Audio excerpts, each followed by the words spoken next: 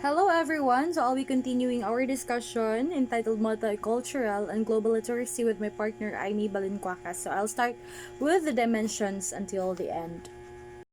Dimensions of global competence. So, implications to education. Education for global competence is founded on the ideas of different models of global education, such as intercultural education, global citizenship education, and education for democratic citizenship. This is by UNESCO 2014, Council of Europe in 2016. Despite differences in focus and scope, these models share a common goal of promoting students' understanding of the world and empower them to express their views and participate in the society. PISA proposes a new perspective on the definition and assessment of global competence that will help policymakers and school leaders create learning resources and curricula that integrate global competence as a multifaceted cognitive, social, emotional, and civic learning goal. This is by Boix, Mansilla, 2016. Dimension 1. Examine issues of local, global, and cultural significance.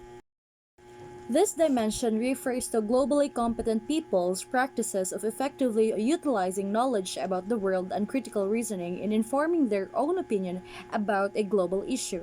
People who acquire mature level of development in this dimension use higher order thinking skills such as selecting and weighing appropriate evidence to support arguments about global developments. It is about being able to use knowledge, think critically, and form opinions.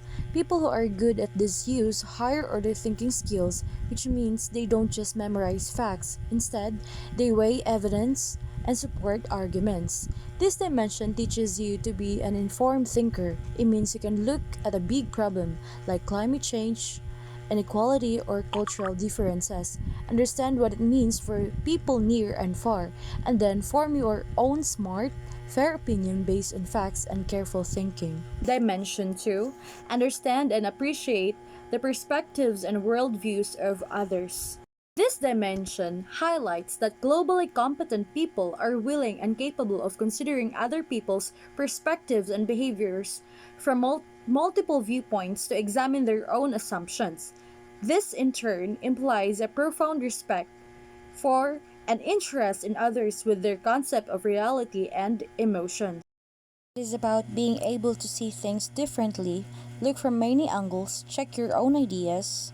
It means having respect, interest, and empathy. This dimension is about being open minded and kind. It teaches you that just because someone thinks or acts differently, it doesn't mean they are wrong. It means you are willing to listen, try to understand where they are coming from, and respect them as equals. Dimension 3. Engage in open, appropriate, and effective interactions across culture. This dimension describes what globally competent individuals can do when they interact with people from different cultures. They understand the cultural norms, interactive styles, and degrees of formality of intercultural context, and they can flexibly adapt their behavior and communication manner through respectful dialogue even with marginalized groups. It is about how you talk and act when you meet people from different backgrounds. It means being able to understand the rules, adapt your behavior, and communicate well. This dimension is about being a good communicator and a friend to everyone. It means you know how to behave politely around people who are different from you. You can adjust your style to make them feel comfortable, and you always speak to them with kindness and respect. Dimension 4.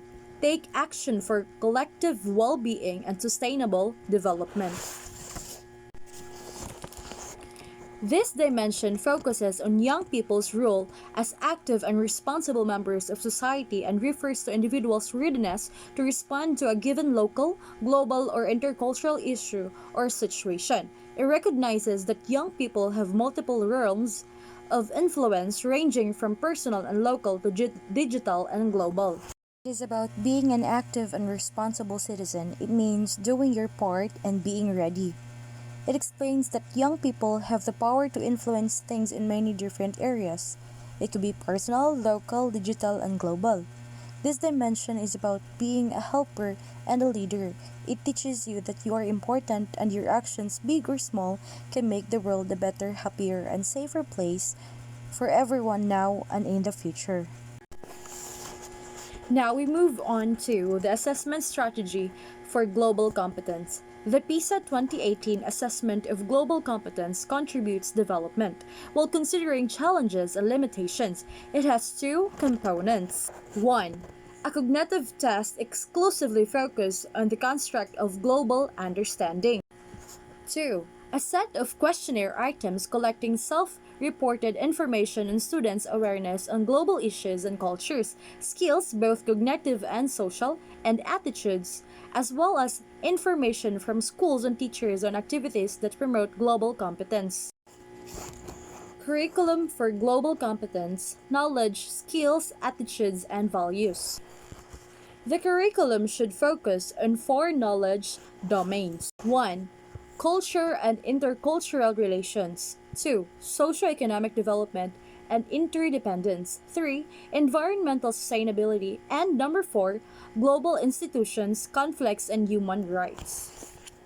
Teaching these four domains should stress on differences in perspectives, questioning concepts and arguments. Students can acquire knowledge in this domain by reflecting on their own cultural identity and that of their peers by analyzing common stereotypes toward people in their community or by analyzing related cases of cultural conflict.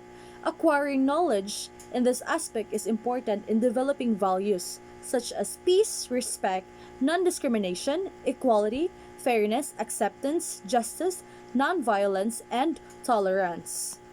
This is by OECD 2018. Now, skills to understand the world and to take action. Global competence builds on specific cognitive, communication, and socio-emotional skills. Effective education for global competence gives students the opportunity to mobilize and use their knowledge, attitudes, skills, and values together while sharing ideas on global issues in and outside of school or interacting with people from different cultural backgrounds. Knowledge about the world and other cultures. Global competence is supported by the knowledge of global issues that affect lives locally and around the globe, as well as intercultural knowledge, or knowledge about the similarities, differences, and relations among cultures. This knowledge helps people to challenge misinformation and stereotypes about other countries and people, and thus results in tolerance and oversimplified representation of the world. Now, this can be done through the following strategies. Perspective taking refers to the cognitive and social skills of understanding how other people think and feel. Adaptability refers to the ability to adapt systems, thinking, and behavior to the prevailing cultural environment or to situations and contexts that can present new demands or challenges. Openness, respect for diversity, and global-mindedness. Globally competent behavior requires an attitude of openness towards people from other cultural backgrounds, an attitude of respect for cultural differences, and an attitude of global-mindedness. Such attitudes can be fostered explicitly through participatory and learner-centered teaching, as well as through a curriculum characterized by fair practices and an accommodating school climate for all students. Valuing human dignity and diversity. Valuing human dignity and valuing cultural diversity contribute to global competence because these constitute critical filters through which individuals process information about other cultures and decide how to engage with others and the world. Hence, people who cultivate these values become more aware of themselves and their surroundings and are strongly motivated to fight against exclusion, ignorance, violence, oppression, and war. Clapham 2006 introduced the four aspects of valuing equality of core rights and dignity, to wit, the prohibition of all types of inhuman treatment, humiliation or creation of necessary conditions to have the essential needs satisfied. Global understanding. Understanding is the ability to use knowledge to find meaning and connection between different pieces of information and perspectives. The framework distinguishes four interrelated cognitive processes that globally competent students need to use to understand fully global or intercultural issues and situations. This is by OECD 2018. First, the capacity to evaluate information, formulate arguments, and explain complex situations and problems by using and connecting evidence, identifying biases and gaps in information, and managing conflicting arguments. Second, the capacity to analyze multiple perspectives and worldviews, positioning and connecting their own and others' perspectives on the world. Third, the capacity to understand differences in communication, recognizing the importance of socially appropriate communication and adapting it to the demands of diverse cultural contexts. Number 4, the capacity to evaluate actions and consequences by identifying and comparing different courses of action and weighing actions on the basis of consequences. Integrating global and intercultural issues in the curriculum. For global education to translate abstraction into action, there is a need to integrate global issues and topics into existing subjects. This is by Klein in 2013 and UNESCO in 2014. In practice, content knowledge related to global competence is integrated in the curriculum and taught in specific courses. More so, teaching about minority cultures in different subject areas entails accurate content information about ethnicity and racially diverse groups and experiences. Curricula should promote the integration of knowledge of other people, places, and perspectives in the classroom throughout the year. This is by UNESCO in 2014, rather than using a tourist approach or giving students a superficial glimpse of life in different countries now and then. Pedagogies for promoting global competence. Various student-centered pedagogies can help students develop critical thinking along global issues, respectful communication, conflict management skills, perspective taking, and adaptability. Group-based cooperative project work can improve reasoning and collaborative skills.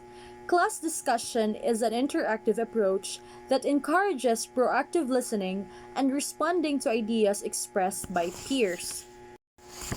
Now, service learning is another tool that can help students develop multiple global skills through real-world experience. This requires learners to participate in organized activities that are based on what has been learned in the classroom and that benefit their communities. The story circle approach intends students to practice key intercultural skills including respect, cultural self-awareness, and empathy. This is by Deerdorf and ND. The students in groups of 5 to 6 take turns sharing a 3-minute story from their own experience based on specific prompts such as tell us about your first experience when you encountered someone who was different from you in some ways. After all students in the group have shared their personal stories, students then share the most memorable point from each story in a flashback activity. Now, other types of intercultural engagements involve simulations, interviews, role plays, and online games. Attitudes and values integration toward global competence. Allocating teaching time to a specific subject that deals with human rights issues and non-discrimination is an important initial step in cultivating values for global competence. So that's all for my part. Further discussion will be discussed in the classroom for the question and answer.